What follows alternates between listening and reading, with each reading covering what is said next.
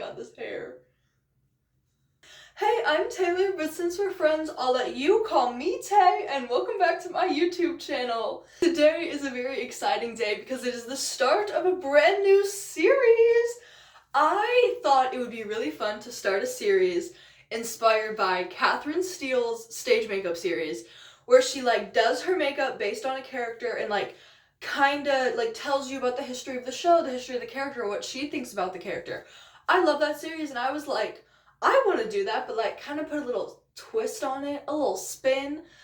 So I thought it would be fun to do what I'm going to call theater bounding, but also ballet bounding. I fell down a TikTok rabbit hole last night of Disney bounding, which, if you don't know, is dressing up in normal clothes to emulate the costumes of Disney characters, because if you're above 13 or 14 in the Disney parks, you can't wear a costume because Disney doesn't want little kids to mistake you as the face characters. So Disney bounding's I don't know if it's that big of a thing anymore. It was 2014, 2016. I know it was a bigger thing, especially on Instagram and stuff. But I thought it would be fun to do a fun little ballet bound for work today. And who better than to start than the queen herself in the role that I very, very, very fortunately got to play 2 times, the Sugar Plum Fairy. Of course, from George Balanchine's The Nutcracker. So come along with me as I get ready for work in the style of the Sugar Plum Fairy. I'll show you some pictures, some clips, some behind the scenes of my time performing as her. I got to do it twice, which is just so exciting, and I'm very thankful for that opportunity. So come along, let's go. Let's get this hair out of the way. Good enough. The hair is up. Let's get started. So I want to talk about some main points about the Sugar Plum Fairy that I think I would like to emulate in this makeup look today. I'm going to start by brushing my eyebrows up. The first thing about her is that she's sweet, which, I mean, obviously she's the queen of a land made entirely of candy, but she's very sweet, she's very sparkly, she's very kind and welcoming, and I kind of want to bring that across in this makeup look, which makes this fun because that's kind of different from how I usually do my own makeup. Usually I just kind of follow my face shape, and I like a good dramatic eye, and I think that's a little less what we're going for today. We're going for something soft, something nice, something approachable, maybe a little sparkly. And I think it'll be a fun look for me at work because usually I look a little more dramatic. Again, this makeup isn't for stage. It's an everyday look based on the character. But I would love to do a little stage makeup tutorial and also kind of tell you about the character. If it's a character I played, I could show you a specific stage makeup look. I love doing makeup, I love talking about theater and ballet and getting into character. I love it all. So I am open to expanding the series however you guys want to see it. So let's get started on the eyes. We will be using my beloved Morphe Abbey Roberts palette. It's very colorful. And the thing about, very well loved, the thing about Sugar Plum is that she's girly and feminine how you expect her to be, but it's subtle. Yes, she wears pink and she's sparkly, but she's kind and loving and nurturing, and it's not in your face about her femininity, it's more just kind of visual. She's still very tough and strong. I mean, dude, she's ruling this entire kingdom, you know? So I think what I'm gonna go for is a crease within some pink. We'll figure it out. So we're gonna take a pink liner could be kind of cool. We're gonna do that. We're gonna do a pink wing. I'm gonna take a fluffy crease brush and dip into this tan shade right here. It's called Walker. It's just a really neutral brown. I'm just gonna kind of fluff that in the crease. I think that the good thing about doing a pink wing for Sugar Plum is that, you know, she is pink and sparkly, and I think I'm going to do some pink glitter in the inner corner. She's pink and sparkly and a queen, but she's also incredibly badass. I got my roll of tape, and if you don't know this trick, it's super good to get like an eyeshadow win. You're gonna tear off a line of tape, put it on your hand or your arm, and you're gonna peel it off a few times just to get most of the stickiness away so you don't hurt like the delicate skin under your eyes. 2 or 3 times just so it still has some stick. And then you're gonna line it up in the direction you want your wing to go. Okay, now that I look silly, it's time to do this eyeshadow while I tell you about my experience with Sugar Plum. So, just to carry on the tutorial while I talk, I'm gonna kind of mix all the pink shades that you see, so like these, and then maybe even tap into this bright one, and then this pink glitter I'm gonna do in like the inner corner. It's gonna be like a whole thing. So my experience with Sugar Plum starts out like every single little girl's experience with Sugar Plum. My mom takes me to see Nutcracker when I was like 5, because I'm a ballerina baby, and she was my favorite character.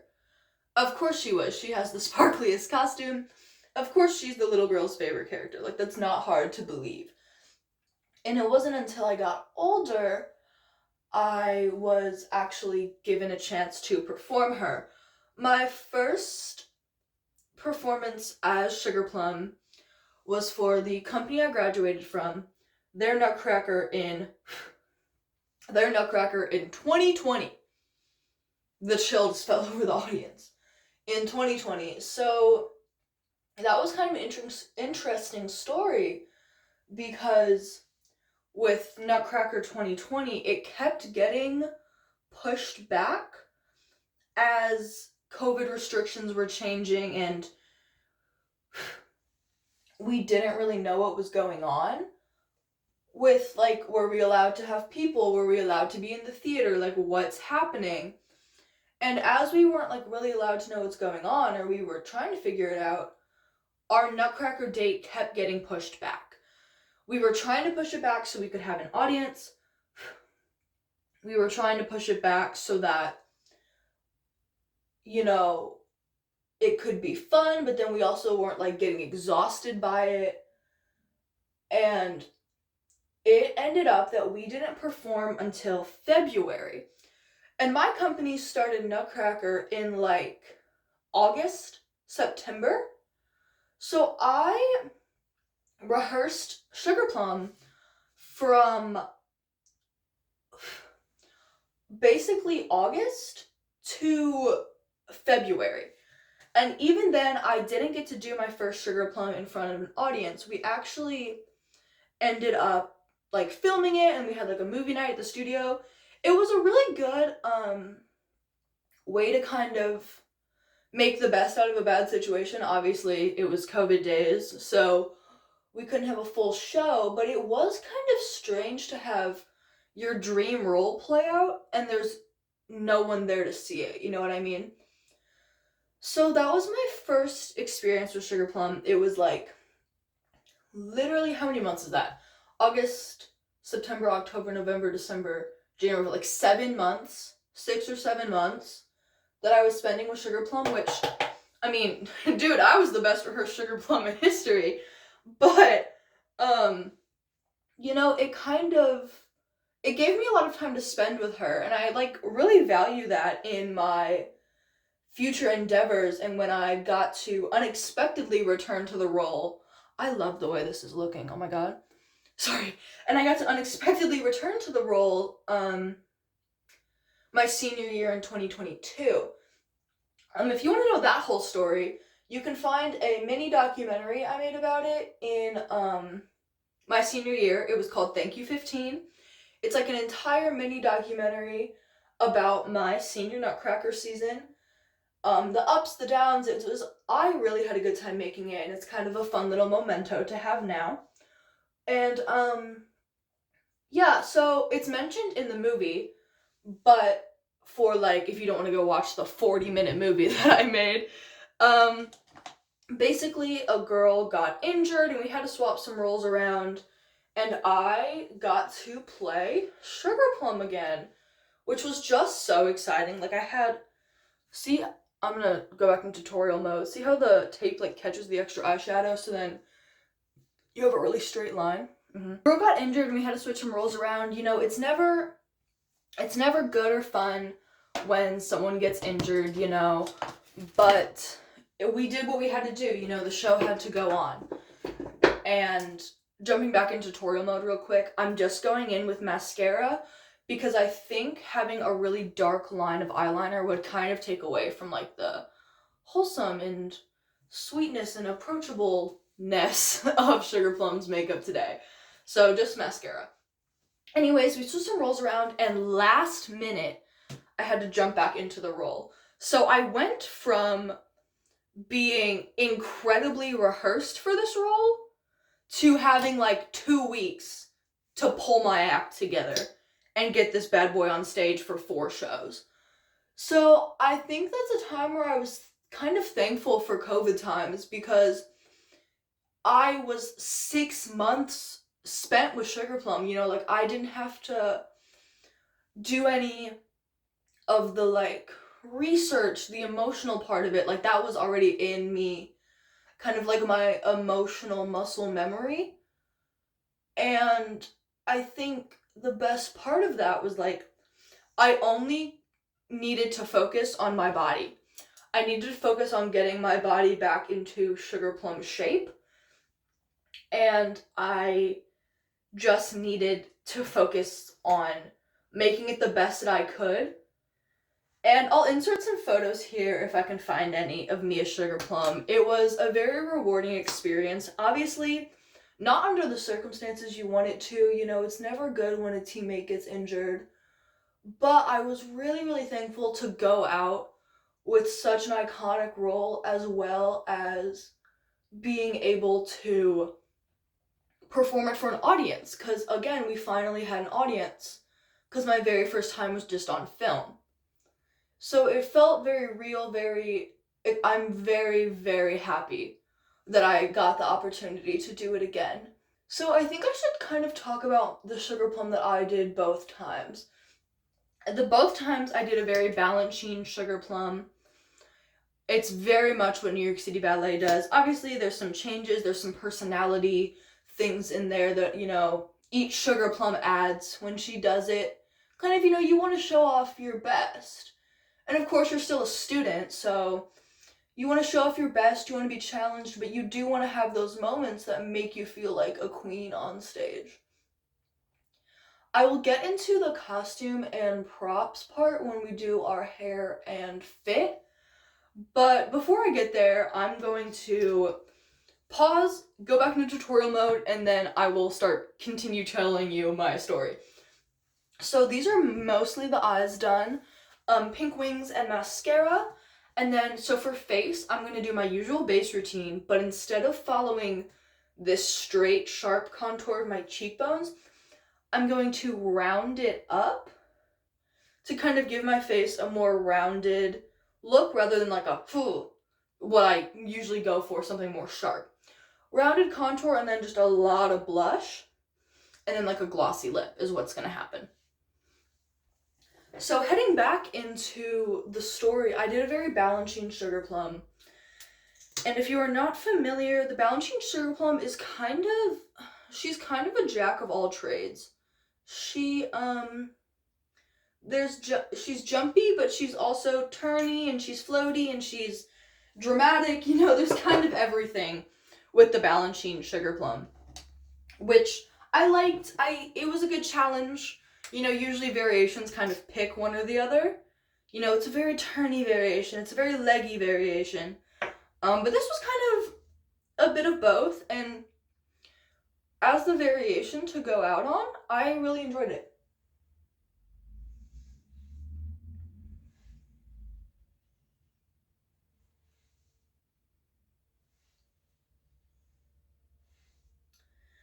So I thought it would be kind of fun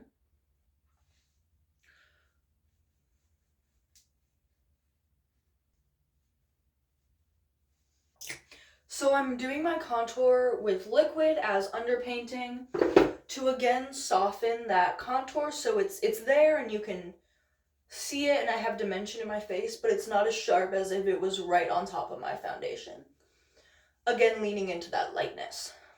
So I had two very lovely choreographers when I did Sugar Plum. I mean, it was the same choreography with some changes.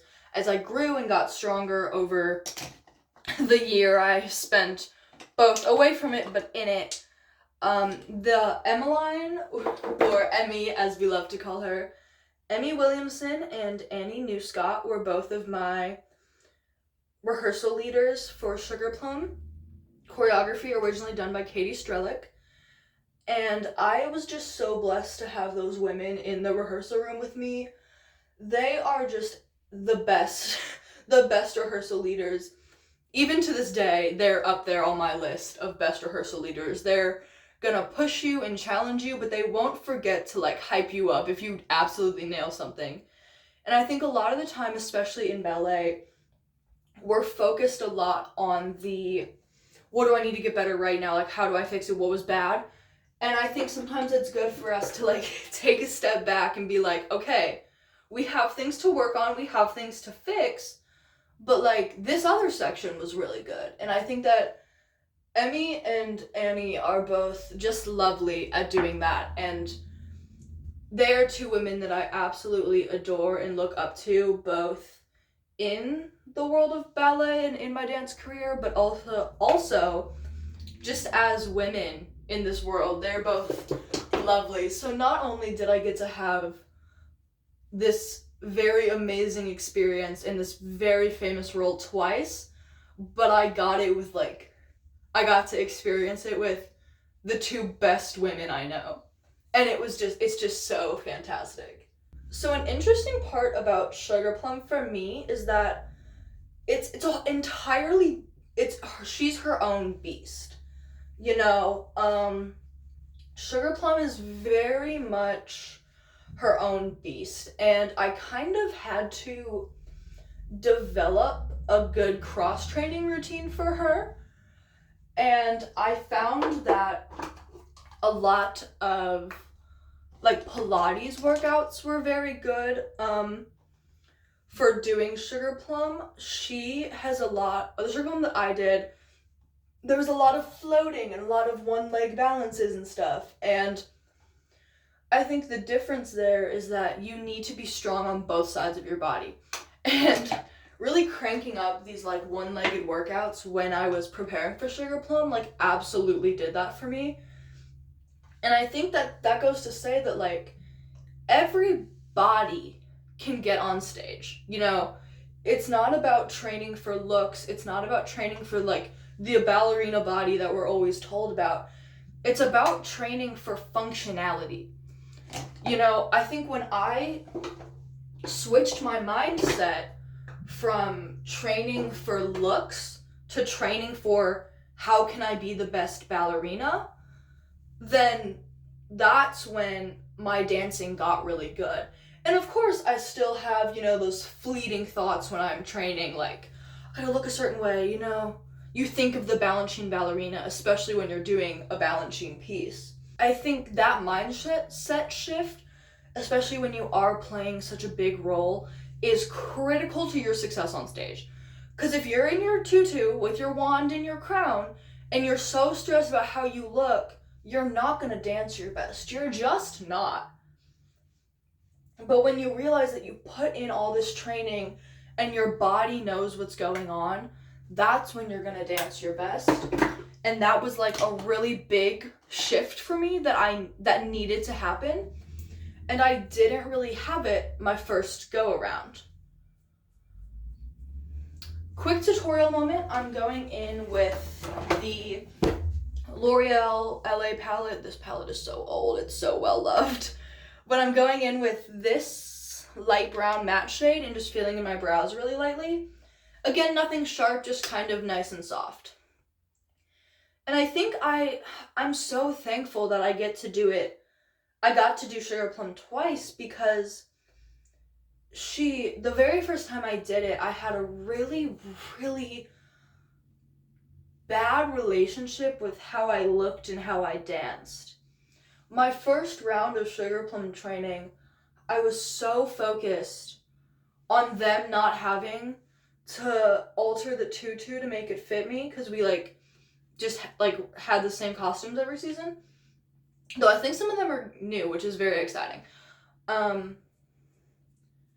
You know, we're starting to get new updated costumes, but the Sugar Plum tutu I wore has been the Sugar Plum tutu. Like, obviously it was cleaned and stuff, but like it's been the Sugar Plum tutu for like as long as I was in the company.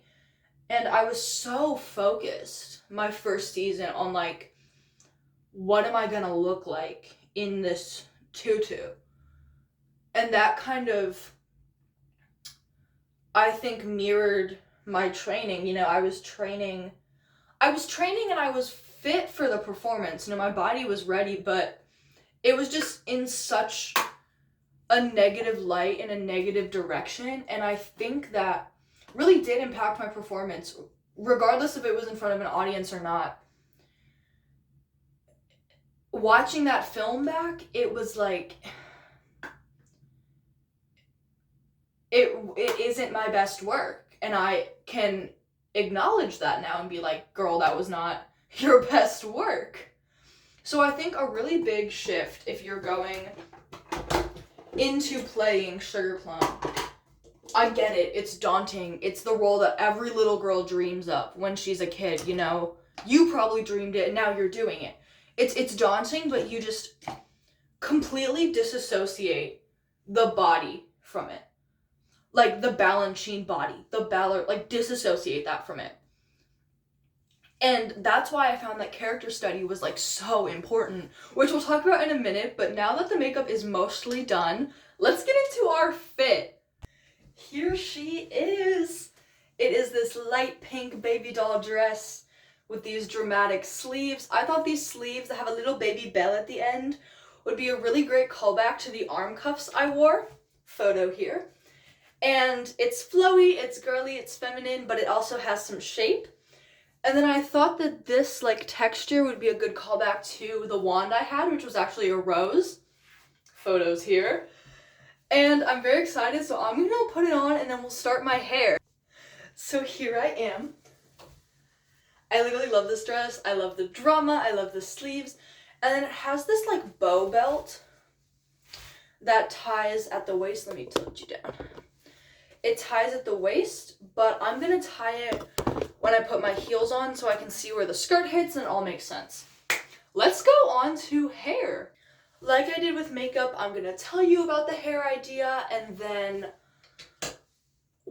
I'm just gonna continue rambling about Sugar Plum because she is someone that I'm very passionate about.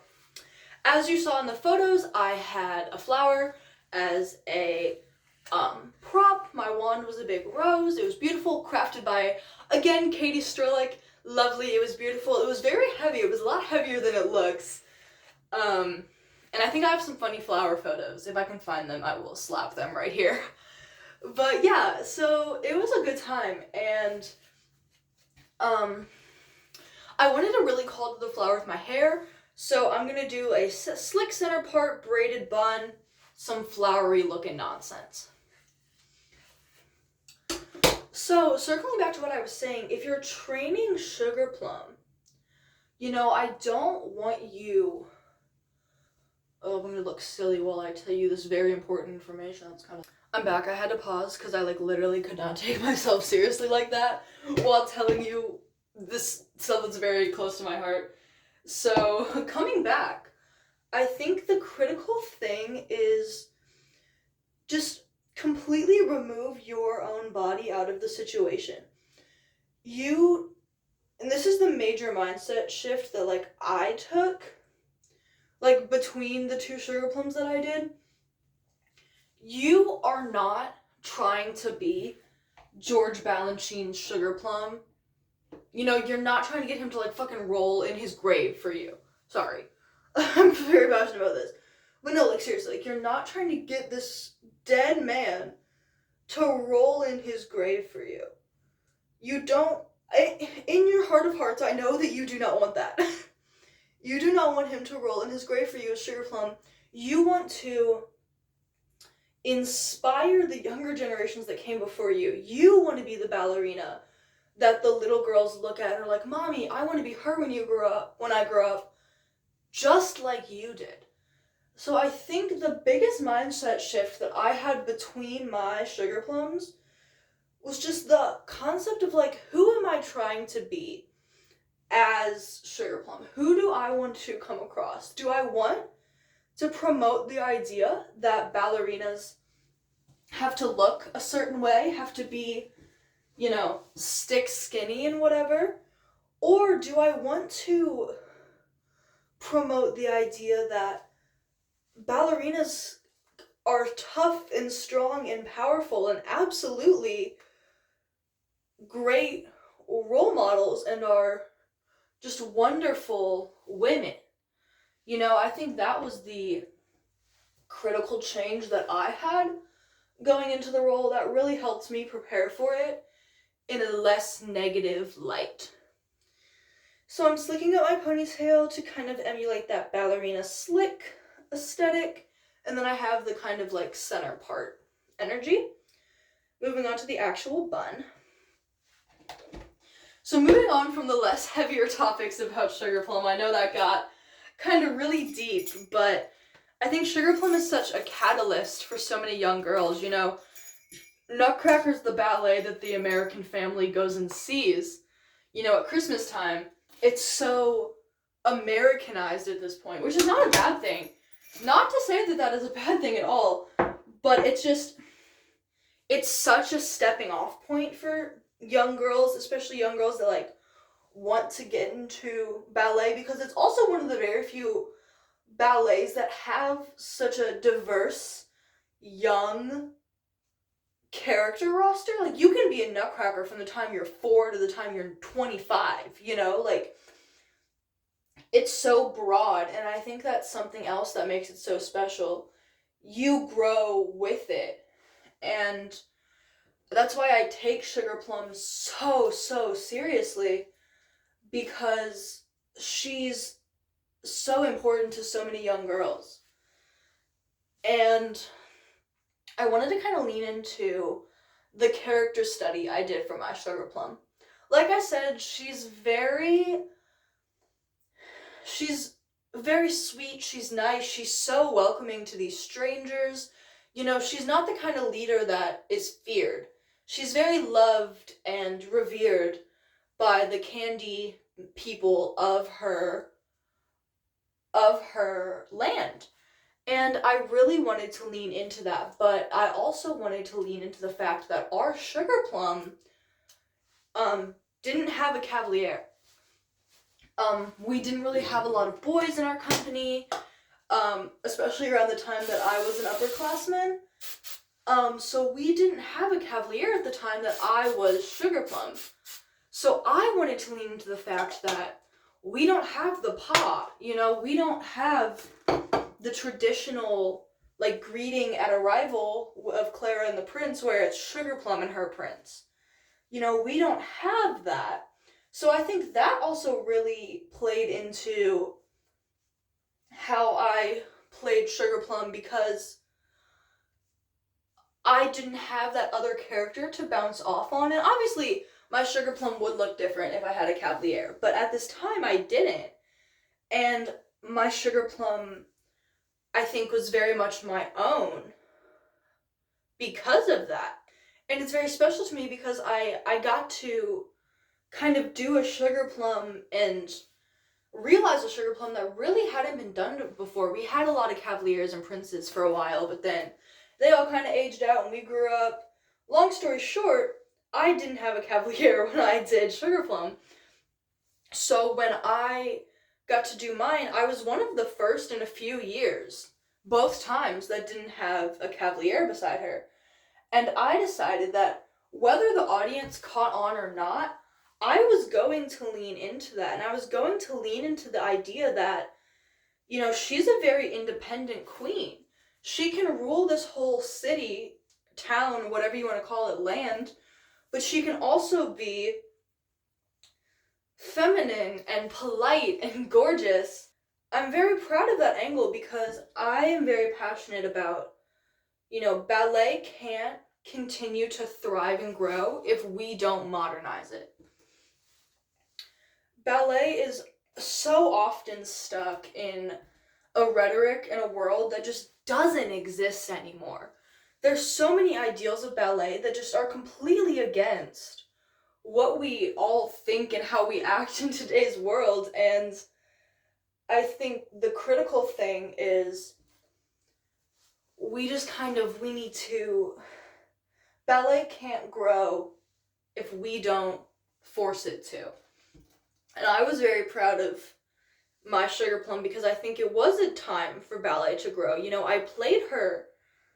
She was sweet, she was welcoming, but she had a little bit of an edge. And I played her because I kind of feel like in all the Sugar Plums I watched, she was sweet and she was a leader.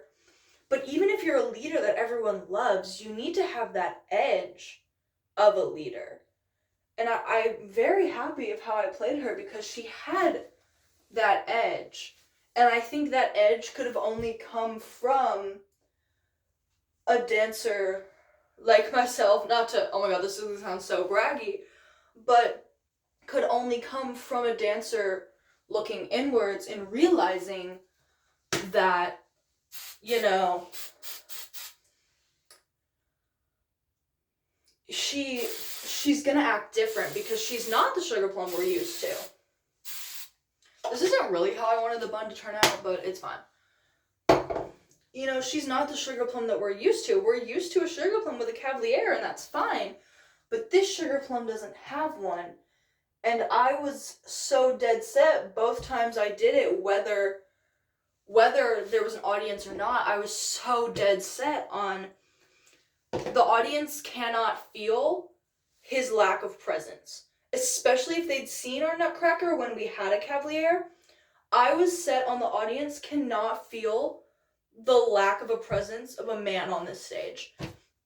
Because, you know, the cavalier has like that strong attitude about him on stage, and which is great, that's, you know, what he's known for, but I was so set on not having, I didn't want that like toughness that kind of rounds out the Land of Sweets.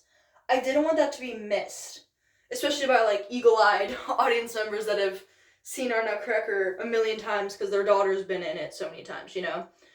So I kind of, my Sugar Plum had a bit of an edge to that, and I'm very proud of her in that way, because I think she was different, and I carry that with me as I now continue to dance and teach. And that kind of leads me into my next point of I now teach ballet professionally. That's my career when I'm at school, and every year my company has a winter Christmas showcase. And my very first season, I'm back, sorry, I had to wash the extra gel off my hands. But, you know, as I go into teach professionally, I'm finding myself in this position where we have this winter semester Christmas showcase. And I'm teaching our oldest level of ballet, and they're awesome girls, but I was like, this is my chance to carry on what I'm so passionate about in ballet. Like, this is my opportunity right here. And so very first dance they ever learned from me was a variation of the Sugar Plum variation that I did. I obviously did not just like take Katie's choreography and was like, this is mine. There were a lot of parts that I changed to add to the girls' talents and strengths, but also because now I was teaching a class of 6 rather than a class, just one girl, you know, so it became more of a fully fledged dance rather than just a variation. Here's some pictures of my girls. Something I did take from Katie was I made them wands. You can see them in this picture.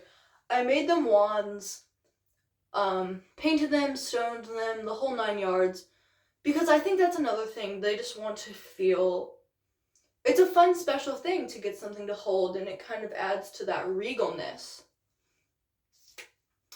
So yeah, I think it was really exciting to then go on to teach a version of Sugar Plum that I have studied and loved so dearly.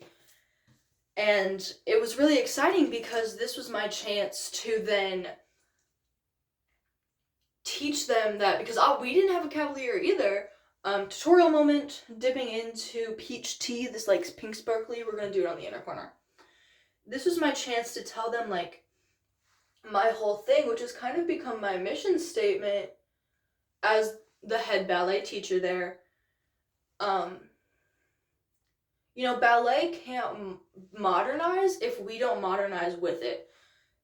You know, ballet does not have to be so strict and beautiful. Obviously, you need to have good technique and you need to have that good base, but you don't just have to be a flower all the time.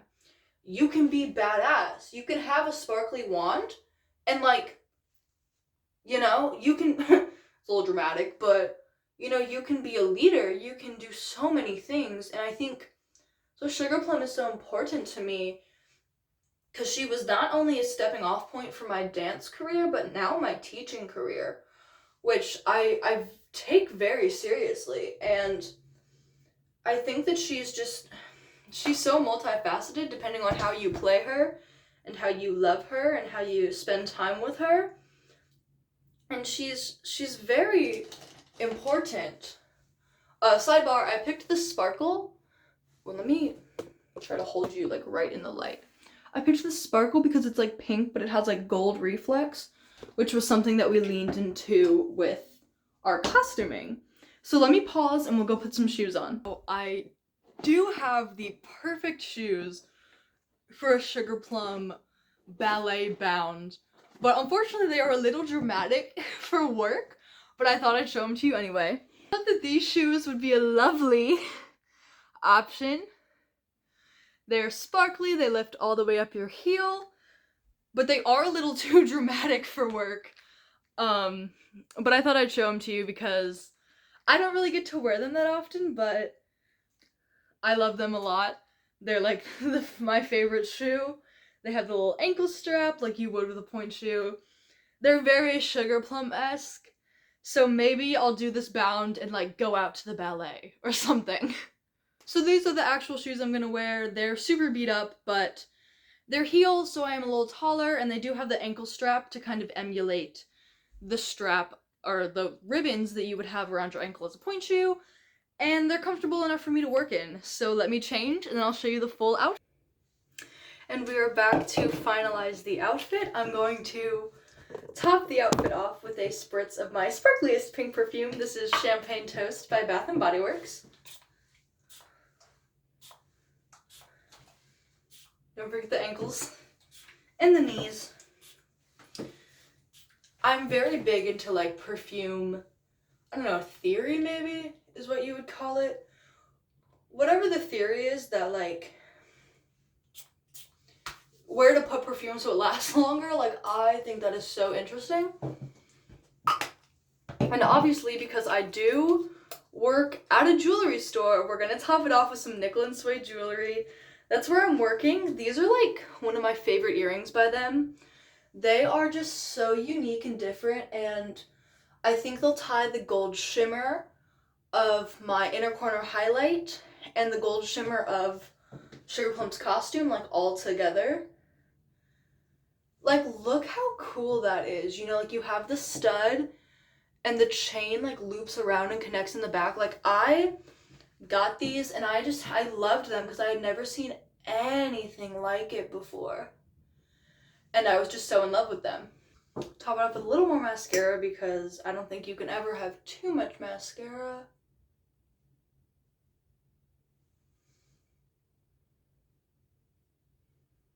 Here is a final look at the Sugar Plum Ballet Bound.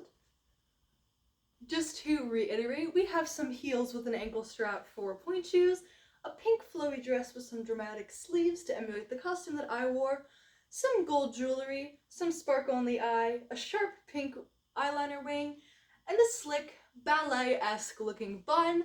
I hope you enjoyed the start of this brand new series. I'm so excited to continue it for you guys. Don't forget to follow me on Instagram at Tata's Ballet and subscribe to this YouTube channel for more videos. I'll see you all in the next one. Mwah!